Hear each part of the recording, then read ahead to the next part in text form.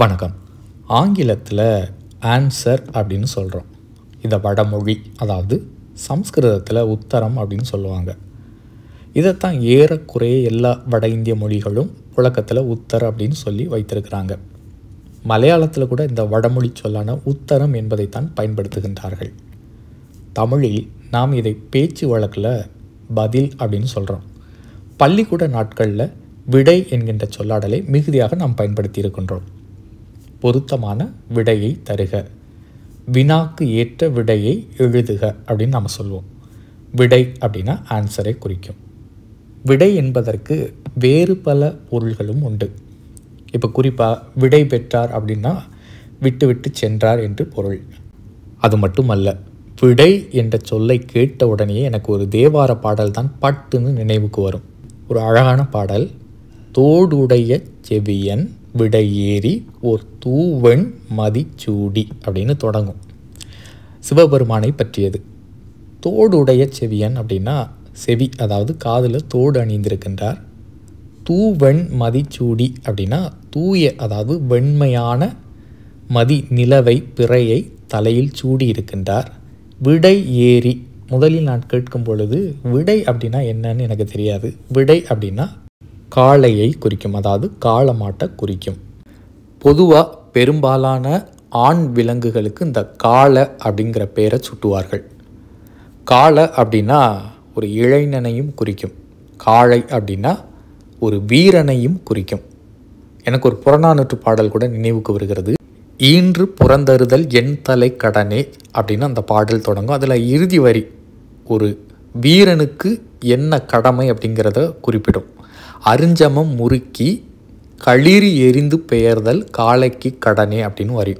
அதாவது ஒரு எதிரி படையினுடைய களிறு அப்படின்னா யானையை வேல் கொண்டு கொன்று மீண்டும் திரும்பி வருவது ஒரு வீரனுடைய கடமை அப்படின்னு பொருள். இந்த இடத்துல வீரனை காளை அப்படின்னு குறிப்பிடுவாங்க. விடை என்பதற்கு ஆன்சர் அப்படின்னு சொல்கிறோம். விடை என்பதற்கு ஆண் மாடு என்று பொருள், அதாவது காளை. காளை அப்படின்னா ஒரு இளைஞன், அதாவது ஒரு வீரனையும் குறிக்கும். அப்போ விடை, காளை. இதே போன்று இந்த ஆண் மாட்டுக்கு ஏறு என்ற பெயரும் இருக்கிறது. முன்னேறு, படியேறு மாதிரி ஏறு என்றால் காளை மாட்டை குறிக்கும். கொல்லேறு கோடு அஞ்சுவானை மறுமையும் புல்லாலே ஆய மகள் என்பது கலித்தொகையில் இடம்பெற்றிருக்கக்கூடிய ஒரு அழகான தொடர். ஏறு அப்படின்னா காளமாட்டை குறிக்கும். காளை என்று நாம் சொல்லுகின்றோம் அல்லவா, காளமாட்டை ஏறு என்று சொல்லால் அழைத்திருக்கிறார்கள். கோடு என்றால் கூர்மையான கொம்பு. கொல்லேறு கோடு அப்படின்னா கூர்மையான கொம்புகளால் கொல்லக்கூடிய வலிமையான காளமாடு என்று அதற்கு பொருள். பழங்காலத்தில் விலங்கினுடைய கொம்பை கோடு என்ற சொல்லால் அழைத்திருக்கிறார்கள். என்னுடைய காணொளிகளை தொடர்ந்து நீங்கள் பார்க்குறீங்கன்னா உங்களுக்கு இதனுடைய பொருள் எளிமையாக விளங்கும். இப்போ பாருங்கள், கருங்கோட்டு எருமை அப்படின்னா கருப்பாக இருக்கக்கூடிய கொம்பை உடைய எருமை மாடு என்று பொருள். கருங்கோட்டு எருமை, கோடுனா கொம்பு. கலைக்கோடு அப்படின்னா கலைமானுடைய கொம்பு. இப்போ யானையினுடைய பல்லு, தந்தம், கொம்பு இவற்றையெல்லாம் நம்ம கோடு அப்படின்னு சொல்கிறோம். யானை கோடு உலக்கையாக, யானையினுடைய தந்தத்தை உலக்கையாக அந்த காலத்தில் பயன்படுத்தியிருக்கிறார்கள். கொல்லேறு கோடு அப்படின்னா கொல்லக்கூடிய கொம்பை உடைய ஏறுனா காளமாடு அப்படின்னு பொருள். எவ்வளோ ஒரு அழகான தொடருங்க. கொல்லேறு கோடு. விடை அப்படின்னா ஆன்சர் அப்படின்னு பொருள். விட்டு செல்லுதல் என்ற பொருளும் இருக்குது.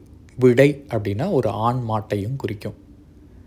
ஏறு அப்படின்னாலும் ஒரு ஆண் மாட்டை தான் குறிக்கும். எந்த ஆண் மாடு அப்படின்னா காளமாடு. காளை அப்படின்னா ஒரு வீரனையும் குறிக்கும். ஒரு சொல்லுக்குள்ள எப்படி மற்றொரு சொல் புனைந்து வருகிறது பாருங்கள். இதுதான் தமிழ் மொழியினுடைய இனிமை கட்டமைப்பு. தமிழ் ஒரு இனிமையான மொழி. இந்த காணொளி உங்களுக்கு விருப்பமான காணொளி அப்படின்னா மற்றவர்களுக்கு பகிர்ந்து கொடுங்க. முதல் முறையாக என்னுடைய சேனலை பார்க்குறீங்கன்னா மறக்காமல் சப்ஸ்கிரைப் பண்ணுங்கள். மீண்டும் சந்திப்போம். நன்றி.